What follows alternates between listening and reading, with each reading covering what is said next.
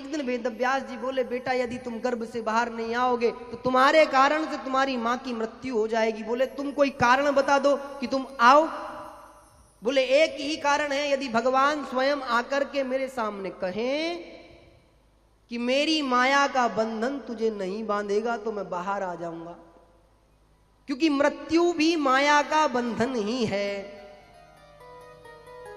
अब तो धीरे धीरे समय बीता, स्वयं भगवान को आना पड़ा। स्वयं भगवान ने आकर के जैसे ही सुखदेव से कहा है कि सुखदेव तुम चिंता नहीं कर, बेटा तू जैसे ही जन्म लेगा वैसे ही संसार की माया तुझे नहीं बांधेगी, तू स्वतंत्र है, तू जो करना चाहे वो कर सकता है, मेरी माया का प्रभाव तेरे ऊपर नहीं पड़ेगा।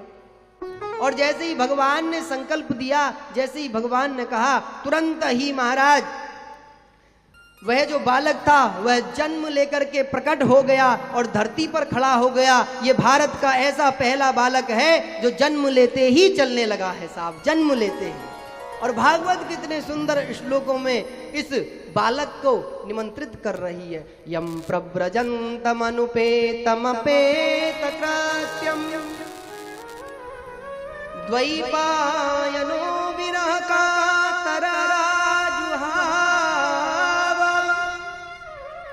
पुत्रेति तन्मयतया तरवो विनेदु तं सर्वभूत हृदयं मुनिमानतोऽस्मि।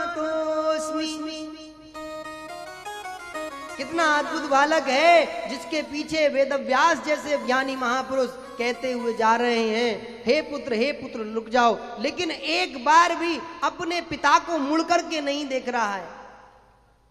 बालक ये कोई और नहीं, ये स्वयं सुखदेव महामुनि हैं, जिन्होंने सबसे पहले इस भागवत के अमृतत्व को भगवान भोलेनाथ के मुखार बिंद से सुना था। जीवन में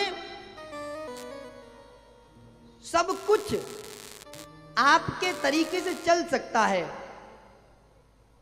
लेकिन इसमें केवल भगवान को माध्यम बना लो। सब कुछ डोर जो है वो भगवान पर छोड़ दो, और एक स्थिति भगवान से संबंध की ऐसी आ जाती है, जो तुम भगवान से चाहोगे वो तुम्हें भगवान देने लग जाते हैं। ऐसी स्थिति आ जाती है एक बार। लेकिन बस एक संबंध भगवान से जोड़ लो। जिस प्रकार का संबंध सुखदेव ने जोड़ा है, उसी प्रकार का संबंध यदि तुम जोड़ लोगे तो भगवान स्वयं तुम्हारे पीछे पीछे भी चलने लग जाएंगे। और भगवान से हमेशा मांगा करो कि पूरे जीवन पर्यंत अपनी कृपा प्रभु बना करके रखना।